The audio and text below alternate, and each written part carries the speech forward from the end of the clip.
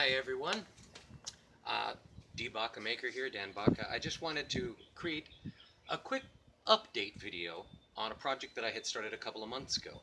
And the reason I decided to update on this project is because a product that I had ordered from Lee Valley Tools just arrived.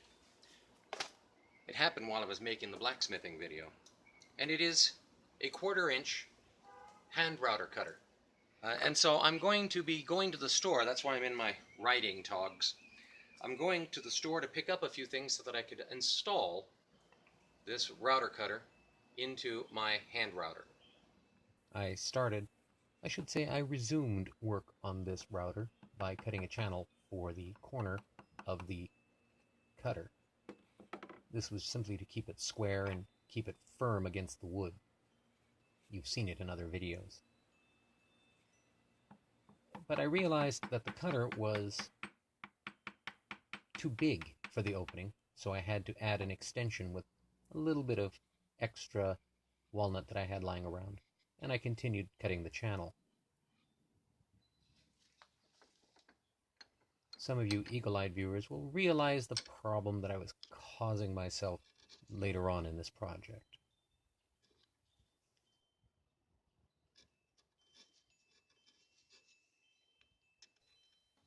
I had gone to the store to pick up some eyes and some wing nuts, but when I tested it in against the router body, I realized that I would be cutting it a little close to the edge and it would probably break, so I added yet another extension to the top of the body this time to reinforce the overall strength of the body. And then I continued to cut that channel into the further extension, and I shaped the extension a little bit so it would blend in better with the body. There were some gaps where the glue didn't quite adhere, and I used some CA glue and sawdust to act as a filler, and that worked out just fine.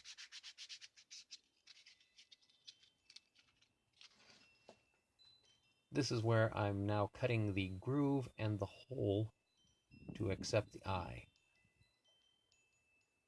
I just marked the general location with the eye in place, and then cut a channel that was slightly narrower than the marks, because of course I was coming in from an angle.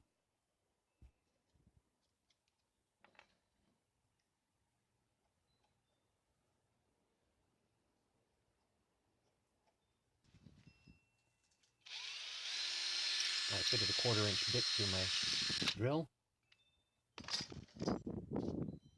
and then used that same bit as a miller to cut out the channel to accept the round of the eye. The idea being that you sink the eye down into that channel, and that creates grip on the cutter. But the eye was too big. I also didn't realize at the time that the channel was too deep. So I cut off about 1/8 of an inch from the eye. It's stainless steel. I fired up my MAP gas torch and heated the metal to shape it to something that would hold on to the eye a little bit better. I'm just tapping it down here, being careful to keep it centered, but it wasn't a perfect round. Didn't matter because I was going to be cutting a second channel into it anyways at the top of the eye, so that it would hold the other side of the cutter. There was a little gap there. I kind of wanted a little gap, but I didn't realize how much of a gap until I put it together and realized the only way to keep that cutter in place was to shim it. I was disappointed. Decided to leave it overnight, so I was going to give it a light coat of Danish oil. This is natural, no tint. That's what it looked like. But then I couldn't leave it alone, and I came up with an idea. I cut a 1/4 inch channel, a keyway, if you will, down the back to get rid of the faulty V-groove that I had cut.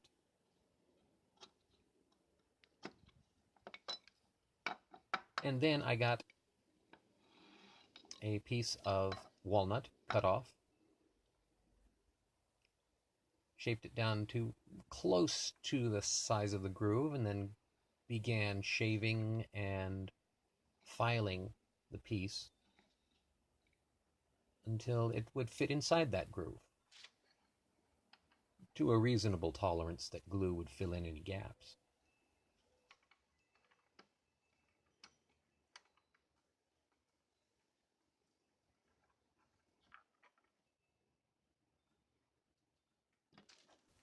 So I kept refining the peg that I was going to use, being very careful to fit it into the channel without any wobbling, and also to avoid catching the metal faces of the vise. Lots of little refinements here.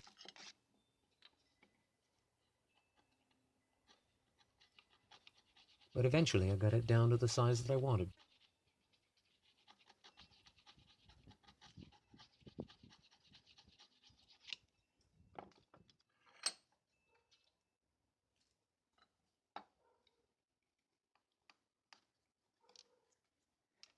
That does the trick.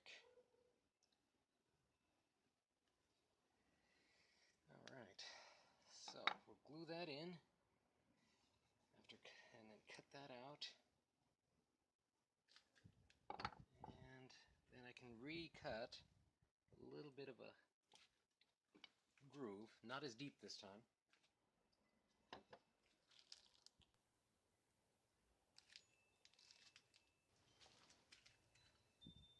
I cut the groove in the eye to hold the other side of the cutter centered. That way I didn't need a shim.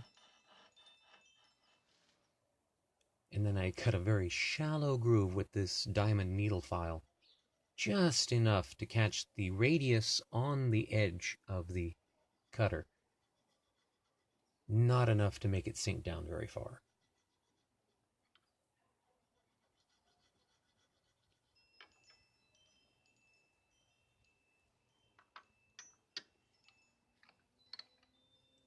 And then came the final assembly.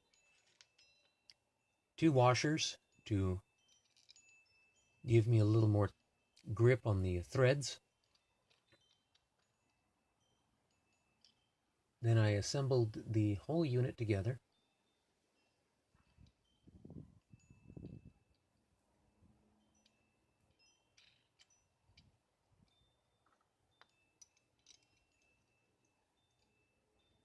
And quite happily, it fit and stayed centered. And here we see the finished product. The iron is nice and square. It's held at a sufficient length of the cutter, and I'm very happy with it.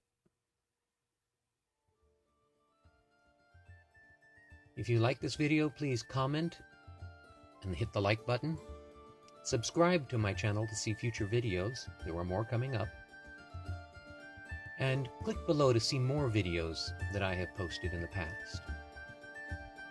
And as always, thank you for watching.